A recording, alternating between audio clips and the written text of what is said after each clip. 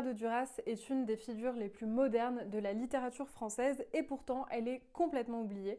C'est une écrivaine qu'on peut quasiment qualifier d'antiraciste. Elle est née en 1777 et je vous propose de découvrir un petit peu mieux sa vie. Issue de deux parents radicalement différents, un père convaincu par les idées révolutionnaires et une mère qui, elle, a été élevée à la Martinique. Elle est fille d'un propriétaire de plantation, c'est-à-dire un propriétaire d'esclaves.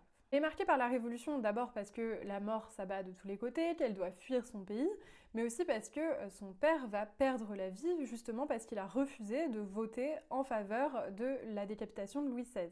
Toute cette violence, toute cette haine, elle va infuser dans le cœur de la jeune fille, elle va infuser dans son esprit, elle est très cultivée, elle est très intelligente et petit à petit, elle va développer une pensée de l'égalité entre toutes les âmes. Elle va condamner fermement l'esclavagisme.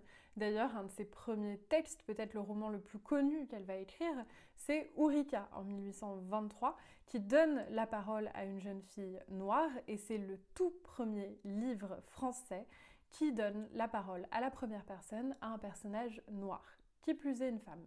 Tout le monde veut être des amis de Madame de Duras et donc elle tient un salon dans lequel il va y avoir énormément d'intellectuels, peu importe leur parti politique. On en revient à l'égalité des âmes, au fait que tout le monde doit réussir à s'entendre. Elle ne va jamais la quitter et plus elle écrit, plus elle renforce cette idée et cette modernité profonde dans son œuvre. Par exemple, une autre de ses nouvelles, Édouard, va explorer le thème de l'impuissance masculine. J'insiste, on est au tout début du 19e siècle, ce ne sont pas des sujets qui sont abordés naturellement dans la société. Elle n'hésite pas à remettre en cause l'ancien régime, même si c'est elle-même une victime de la Révolution, elle va pas non plus hésiter à remettre en cause le clergé. Sur cette écrivaine et sur cette femme, il y a énormément à dire.